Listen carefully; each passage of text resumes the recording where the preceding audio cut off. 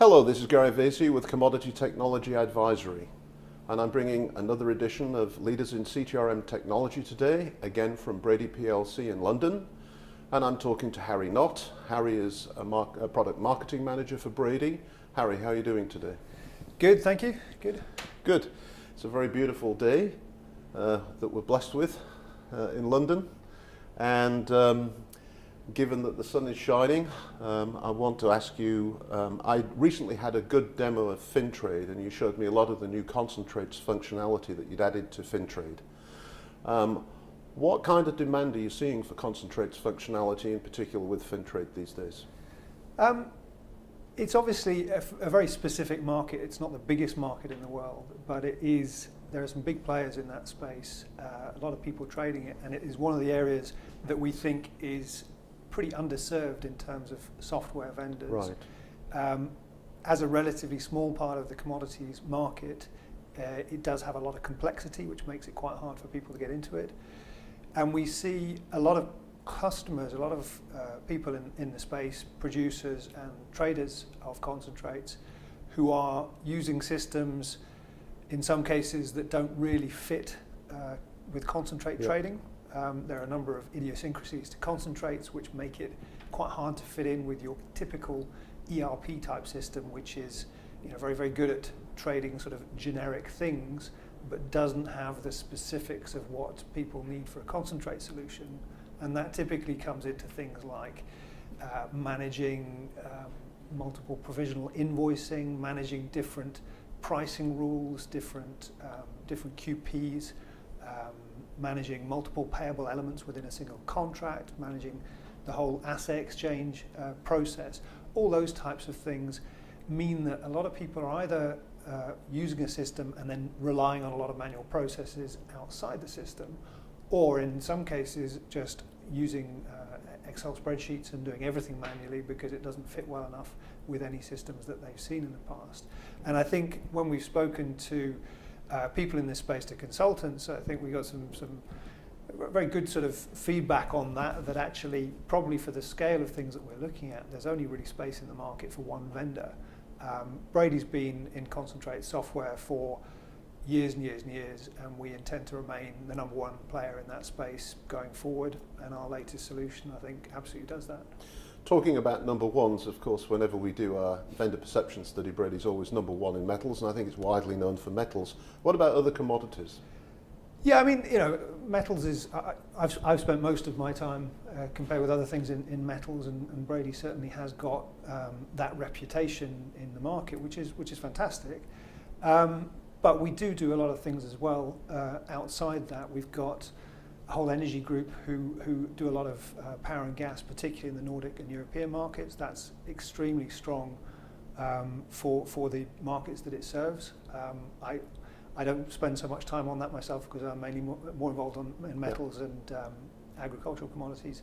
But in agricultural commodities, for example, we do a lot in grains, in oil seeds, in softs, coffee, cocoa, sugar, and cotton. So we've got a number of cotton users, and in particular, we did a huge amount of work in the system for supporting US cotton, right? Which is is a very, very challenging, very, very interesting project to work with because there's a lot of specifics to that market. There's a need absolutely to track everything down to individual bales of cotton, and for big players there will be hundreds of thousands to millions of bales that need to be traced through the system. Interfacing with a lot of interfacing as well, so a lot of market systems. There's EWR where they pull in details of the bales that they're buying.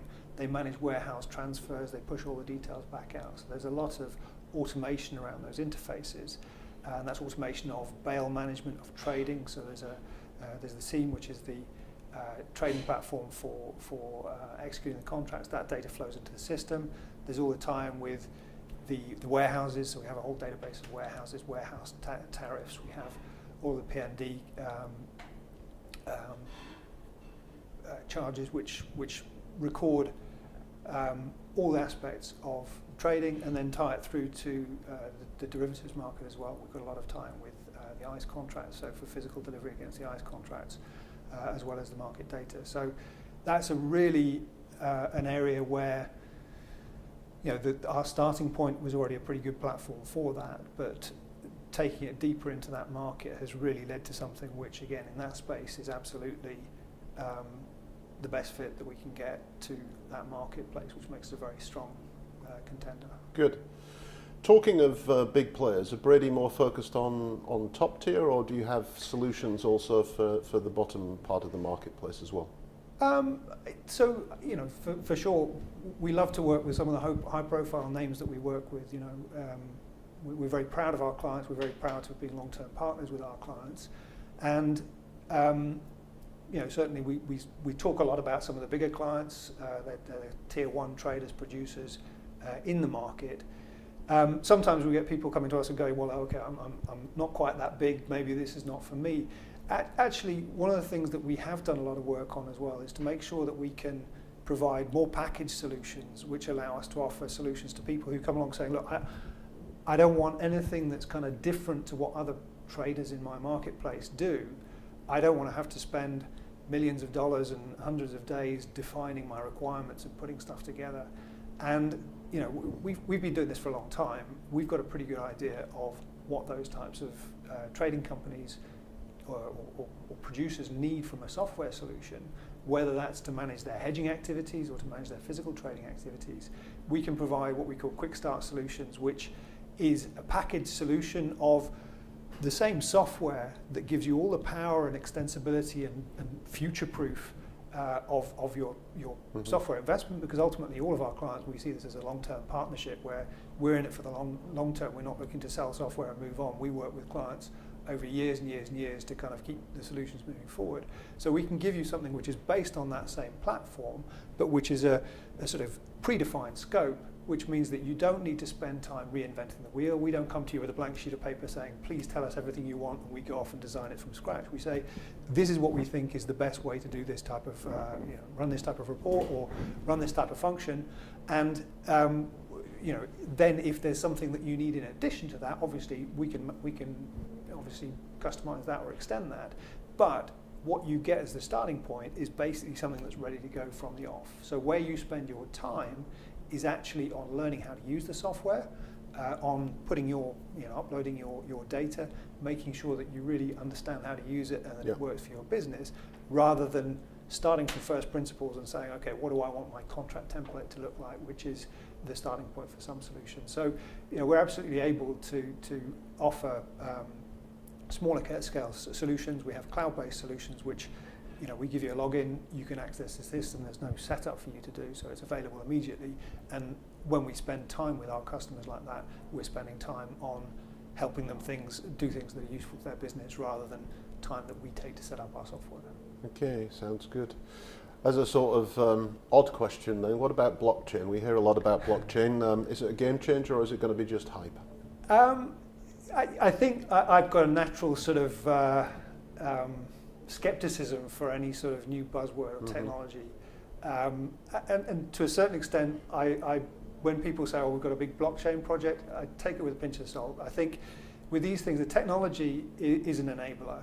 The thing to focus on is, what is the problem that the technology is claiming to solve, and is that a real problem, and is that solution actually going to solve it? So that's the first thing.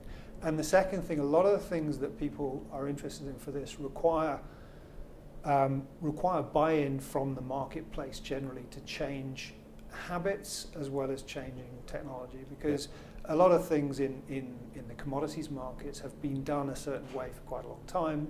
People change those things slowly, and some of it doesn't change because the technology is not there to provide the solution. Some of it changes because people are comfortable doing that and people don't see a reason to change it.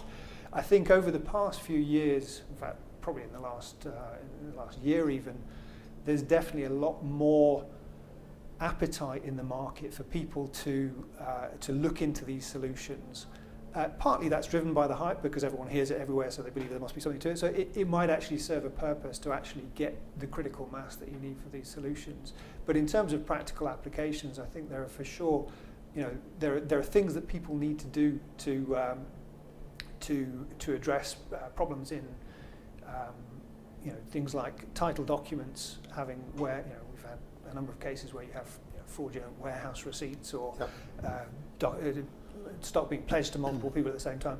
Those sorts of things, if there's a better solution for that, which doesn't rely on a central trusted source, that's something that people definitely see the benefit in. Similarly, electronic contracts, there's a fair amount of complexity in a lot of these contracts, so it's not a trivial thing to agree the standards, which is a big part of getting a solution up and running, but there is a need for that and a desire for that. And things like collating counterparty information for KYC type processes or credit or just due diligence on warehouse companies, those are the sorts of things where you have a number of people trying to collect the same information, trying to authenticate the same sort of information and validate it. If you can do that in a way which is more centralized, which gives people access in a trusted environment, those are all things where the technology could provide an answer to a real problem. Okay, which brings me to maybe the last question, given the time. What about microservices? Heard a lot about microservices from Brady in the past. Yeah, so Brady's, we for a number of years we've our kind of technology or our architecture has been based on the principle that, first of all, we have a number of different systems within our portfolio.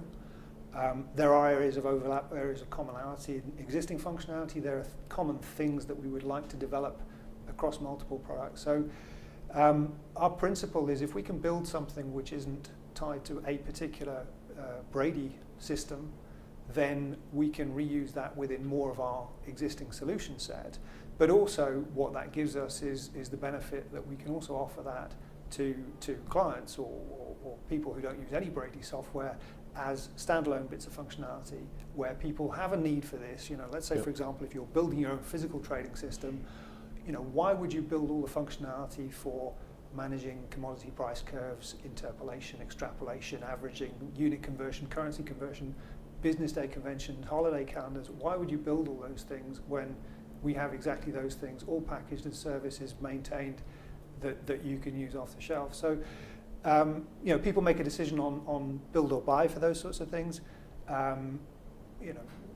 Some people decide one, some people decide another. But when you're building your own software, whether that's architecting something with multiple vendor solutions or in-house development or a combination, the more you can encapsulate business functionality in components which can be reused elsewhere, the more value there is to your end clients. Just because somebody who doesn't have margin capability can use our margin service to add that to an existing product.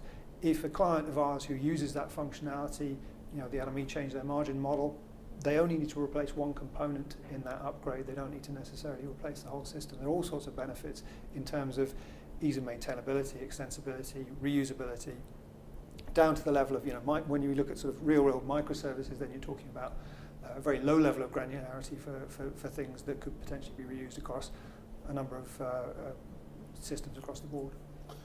Okay, Harry, thank you very much. Appreciate it. You've been watching Leaders in CTRM Technology. I'm Gary Vasey. I was talking with Harry Knott of Brady plc. Thank you for watching. Bye-bye.